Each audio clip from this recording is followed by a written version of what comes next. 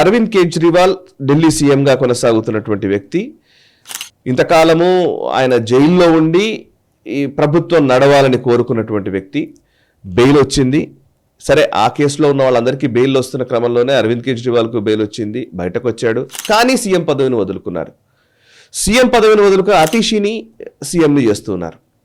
So దీనికి అనేక కారణాల గురించి చర్చ నడుస్తోంది. టెక్నికల్ రీజన్స్ గురించి, లేకపోతే ఇంకోటి మాట్లాడుతున్నారు. యాక్చువల్లీ ఈ రిజైన్ చేయడానికి అసలు కారణం ఏంటి చెప్తారా? సాయి గారు, అందరూ అరవింద్ కేజ్రీవాల్ రిజైన్ చేస్తున్నారనగానే కండిషన్స్ గురించి ఎవరు పట్టించుకోలేదు. నిజంగానే ఎవరు మాట్లాడలేదు. ఎందుకంటే ఆ రోజు జడ్జిమెంట్ వచ్చినప్పుడు అన్ని ఛాన్స్ అరవింద్ కేజ్రీవాల్కి బెయిల్ వచ్చేసింది. 10 lakhs 10 లక్షల రూపాయల బాండు, 2 షూరిటీలు తీసుకురామన్నారు.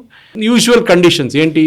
ఈ కేసు గురించి బయట వెళ్ళి మాట్లాడకూడదు, ఎవరిని విట్నెస్ని కలవకూడదు, వాళ్ళని you should not influence a witness అంటారు. ఇదంతా ఆర్డినరీ థింగ్స్ అన్నమాట. ఇదేం పెద్ద కండిషన్స్ ఏం కాదు. Kejriwal can rice any contention freely before the trial court. Trial కోర్టులో వెళ్ళి మీరు ట్రయల్ కోర్ట్ ముందు ఏం కావాలో చెప్పుకోవచ్చు, కానీ బయట చెప్పకూడదు అని చెప్పారు. కానీ మూడో పాయింట్ చాలా ఇంపార్టెంట్, చాలామంది మర్చిపోయారు ఆ పాయింట్ గురించి. దీనికన్నా ముందు కూడా కండిషన్ ఆయన జైల్లో ఉన్నప్పుడు కూడా ఉండే. జైల్లో ఆయన కొన్ని ఫైల్స్ సైన్ చేశారని చెప్పి అలిగేషన్స్ వచ్చినాయి. లోపల ఉన్న మనిషి ఎట్లా సైన్ చేస్తున్నారండి? ఎట్లా సైన్ చేస్తున్నారు ఫైల్స్? అది బెస్ట్ క్వశ్చన్. సో దీంట్లో మూడో కండిషన్ చేశారని, ఎందుకంటే కొన్ని ఆర్డర్స్ పాస్ అయినాయి. అది లెఫ్టినెంట్ గవర్నర్ దగ్గర వచ్చినప్పుడు ఆయన అడిగారు. అప్పుడు ఏం చెప్పారు? ఇది ముందే సైన్ చేసి పెట్టారు ఆయన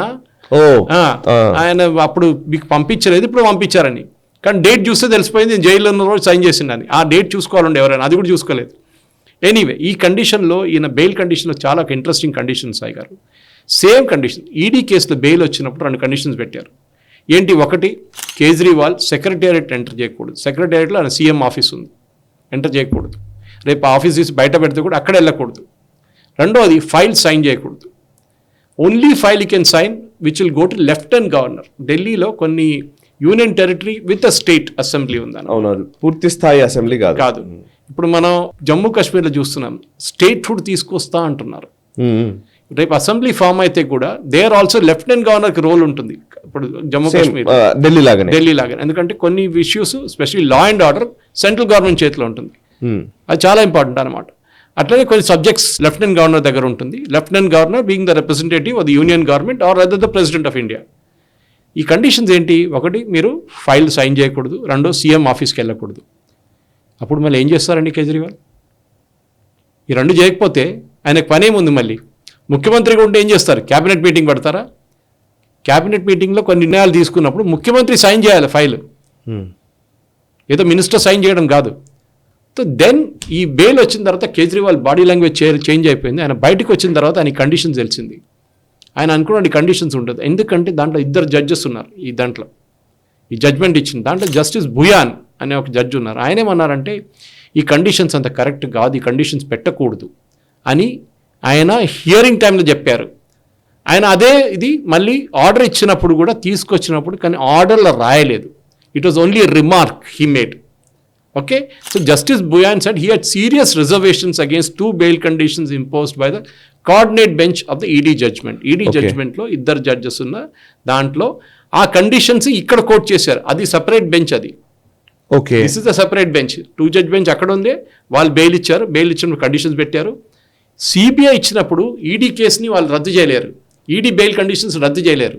దట్ విల్ అప్లై. మీరు సిబిఐ కేసులో బెయిల్ వచ్చినప్పుడు కాదు మీ సెక్రటేరియట్కి వెళ్ళొచ్చి మీరు సైన్ చేయొచ్చు అంటే ఈడీ కేసే చెప్పారు కదా. అక్కడ కూడా 2 judge బెంచ్ ఉంది. సింగిల్ జడ్జి చెప్తే ఇంకో మాట. అక్కడ కూడా కోఆర్డినేట్ బెంచ్ ఉండే, ఇక్కడ కూడా కోఆర్డినేట్ బెంచ్ ఉంది. సో జస్టిస్ భుయాన్ ఆయన కండిషన్ తీసేయాలనుకున్నాడు, కానీ తీసేయలేకపోయాడు. So he had to insist that condition state in the order. And ఆ జడ్జ్మెంట్లో అట్లనే కేజ్రీవాల్కి సిబిఐ కేసులో ఉన్న అదే కండిషన్స్, ఈడీ కేసులో ఉన్న అదే కండిషన్ సిబిఐ కేసులో కూడా వస్తుందండి. సో మెయిన్ పాయింట్ ఇది, దట్ ఆయన ఫైల్ సైన్ చేయలేడు. ఒక్క ఫైల్ కూడా సైన్ చేయకూడదు. సైన్ చేయొచ్చు, బట్ ఆ ఫైల్స్ అన్ని లెఫ్టినెంట్ గవర్నర్ దగ్గర వెళ్ళే ఫైల్స్ సైన్ చేయొచ్చు. ఆయన అక్కడ పట్టుకుంటాడు. ఇక్కడ ఏదైనా ఇల్లీగల్ సైన్ చేస్తే అక్కడ పట్టుకుంటాడు. సో సైన్ చేయలేడు. నెక్స్ట్, మీరు సెక్రటేరియట్కి వెళ్ళలేదు, ఏం చేస్తారు మళ్ళీ? This is the ridiculous. రేపు హైపోథెటికల్ కండిషన్ తీసుకుందాం. రేవంత్ రెడ్డి గారిది క్యాష్ ఫర్ ఓట్ స్కామ్ ఒకటి ఉండే, బీఆర్ఎస్ టైంలో వచ్చింది. అదేదో విత్డ్రా చేస్తున్నారని చెప్తున్నారు ఇప్పుడు వీళ్ళు. అది ఒక అరెస్ట్ జరిగింది అనుకోండి. ఓకే, జరిగింది అరెస్ట్. రేవంత్ రెడ్డి గారు జైలుకి వెళ్ళారు. రేవంత్ రెడ్డి గారు జైలు నుంచి వచ్చినప్పుడు కండిషన్ ఏం పెట్టారు? సెక్రటేరియట్ ఎంటర్ చేయకూడదని చెప్తే ఏం చేస్తారు? సీఎం ఆఫీస్ కూడా చెప్పారు ఫైల్ సైన్ చేయకూడదు మీరని. అంటే ముఖ్యమంత్రిగా నేను ఏం చేస్తానండి? ఇప్పుడేం చేస్తున్నారు? ఆతిషి మరలాని సీఎం చేసుకున్నప్పుడు ఆమెను పక్కన కూర్చోబెట్టి అమ్మాను సైన్ చేయి, ఈ ఫైల్ సైన్ చేయి, ఈ ఫైల్ సైన్ చేయి, ఫైల్ సైన్ చేయి. ఫైల్ తీసుకొస్తారు కేజ్రీవాల్ ఇంటికి. మరొక రాబ్రీదేవి తయారవుతారు. ఎగ్జాక్ట్లీ మీరు బాగా రిమైండ్ చేశారు సాయి గారు. అది ఇది ఇట్ ఇస్ రియల్ మాకరీ. మన ప్రజలది అర్థం చేసి తమిళనాడులో ఆఫ్టర్ మహిళా మమతా బెనర్జీ తర్వాత షీలా దీక్షిత్ తర్వాత ఇంకొక మహిళా ముఖ్యమంత్రి వస్తుంది మార్లేనా అని చెప్పి. కానీ ఏం చేశారు? ఈయన రబ్బర్ స్టాంప్. ఆమె she cannot take any decision. Kejriwal పక్కన ఉంటాడు. నువ్వు డిసిషన్ తీసుకోవాలంటే కేజ్రీవాల్ పర్మిషన్ తీసుకోవాలి, లేకుంటే రేపు టక్ అవుట్ కథ. ఇంకెవరినైనా తీసుకొస్తారు, సంజయ్ సింగ్ ఇంకెవరినైనా తీసుకొస్తాడు ముఖ్యమంత్రిగా. సెకండ్ ఫ్యాక్టర్ సింపతి ఉంది. ఆయన సింపతి కోసం ట్రై చేస్తున్నాడు. నేను చూడండి త్యాగం చేసేసాను. ఇప్పుడేమంటున్నాడు? ఎలక్షన్లో గెలిచి నేను మళ్ళీ ముఖ్యమంత్రిగా వస్తా అంటున్నాడు. అంటే ఈ జడ్జిమెంట్ ఏమైందండి? జడ్జిమెంట్ అప్పుడు కూడా ఉంటుంది కదా. మీరు ఎట్లా అవుతారు ముఖ్యమంత్రి? అవుతారు మీరు ముఖ్యమంత్రి, కానీ మీరు మళ్ళీ సెక్రటరియట్ ఎంటర్ చేయలేరు, మళ్ళీ సంతకాలు పెట్టలేరు. అప్పుడు మళ్ళీ రిజైన్ చేస్తారా? సో ఈ డబుల్ గేమ్. కానీ ఆయన బ్యాడ్ లక్ ఏంటంటే మొన్న వెళ్ళి ఎలక్షన్ కమిషన్ దగ్గర డిమాండ్ చేశారంట మా ఎలక్షన్ కూడా జరగాలని. కానీ ఒక సంగతి ఆయన మర్చిపోయిండు. ఢిల్లీలో రివిజన్ ఆఫ్ రోల్స్ నడుస్తుంది, ఎలక్ట్రల్ రోల్స్. అది ఫినిష్ అయ్యేదాకా ఇంకా 2 నెలలు పడుతుందంట. సో దాని తర్వాతనే ఎలక్షన్ డిసైడ్ అవుతారు. ఆయన ఏమనుకున్నాడు? ఇప్పుడు జరిగే హర్యానా ఎలక్షన్ తర్వాత నెక్స్ట్ ఎలక్షన్ వస్తుంది కదా, దాంతోపాటు మన ఎలక్షన్ కూడా పెట్టుకుందాం, జార్ఖండ్ ఎలక్షన్తో ఢిల్లీ కూడా పెట్టుకుందాం అనుకున్నాడు. ఇప్పుడు అది పోయింది. ఇప్పుడు ఆయన ముఖ్యమంత్రి గారు వెయిట్ చేయాల్సి వస్తుంది. కానీ ఆయనకున్న పవర్లన్నీ మరలేనాకి ఇచ్చేసి ఆతిషికి షీ విల్ సైన్, ఆ డాటెడ్ లైన్ మీద సైన్ చేయమంటే చేస్తుంది ఆమె. అండ్ వర్స్ట్ పార్ట్ ఇస్, మీరు ప్రమాణ స్వీకారం చేసినప్పుడు సాయి గారు కొన్ని వర్డ్స్ ఉంటుంది, మీరు ఒకసారి ఆలోచించండి. అదని నా దృష్టికి వచ్చిన ఏ మాటన ఏదన్నా మీరు ఎవరికైనా చెప్పను, ఎవరికి చెప్పను, ఓత్ ఆఫ్ సీక్రసీ. ఇప్పుడు ఏం చేస్తుంది ఈమె? ఇదే సోనియా గాంధీ వైలేట్ చేసింది, మన్మోహన్ సింగ్ వైలేట్ చేశారు. ఫైల్స్ మన్మోహన్ సింగ్ దగ్గర వచ్చే ఫైల్స్ పులోక్ చాటర్జీ అక్కడి నుంచి తీసుకెళ్లి సోనియా గాంధీకి ఇస్తుండే files daily. Sonia Gandhi approve చేసిన తర్వాత మన్మోహన్ సింగ్ సంతకాలు పెట్టాలి. And Sonia Gandhi is not a cabinet minister. Correct. Oath of office తీసుకోలేదు ఆమె. They was the violation of oath of secrecy అక్కడ కూడా. అప్పుడు ఎవరైనా ఛాలెంజ్ చేయాలి ఉండేది, ఛాలెంజ్ ఎవరు చేయలేదు. Because Sonia Gandhi was a super power. Deny చేస్తారు, నేనేం చూడలేదు ఫైల్ అంటే. కానీ ఇన్ సంజయ్ బరువాస్ బుక్, సంజయ్ బరువా గారి బుక్లో యాక్సిడెంటల్ ప్రైమ్ మినిస్టర్ ఇది ఉంది point. That Pulok Chatterjee used to come take the files, important files అన్ని తీసుకెళ్లి మన్మోహన్ సింగ్ ఆఫీస్ నుంచి, ప్రైమ్ మినిస్టర్ ఆఫీస్ నుంచి ఎత్తుకెళ్తూ ఈయన నోరు మూసుకొని పక్కన కూర్చుంటుండే మన్మోహన్ సింగ్. ఇప్పుడు కూడా అదే జరగబోతుంది.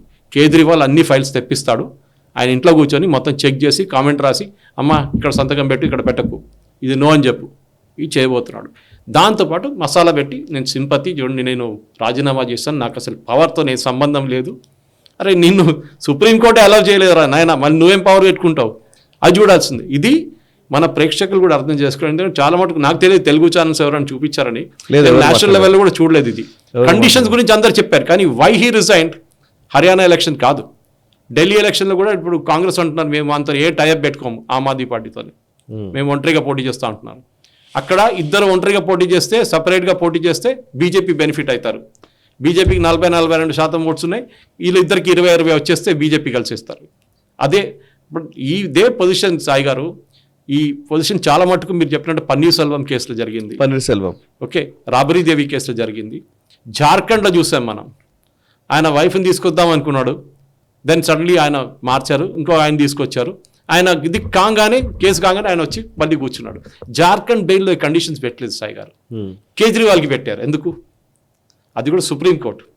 అడగండి. అవును, because they suspect this fellows is doing something illegal. దానికోసం ఫైల్ మీద సంతకం పెట్టకూడదని చెప్పి ఎవరు చెప్పరు. ఏ జడ్జిమెంట్లో మీరు ఇప్పుడు దాకా వచ్చిన జడ్జిమెంట్లో చూడండి, ఫైల్ మీద ముఖ్యమంత్రి సంతకం పెట్టకూడదని ఎవరు చెప్పరు. ఎందుకు చెప్పారు?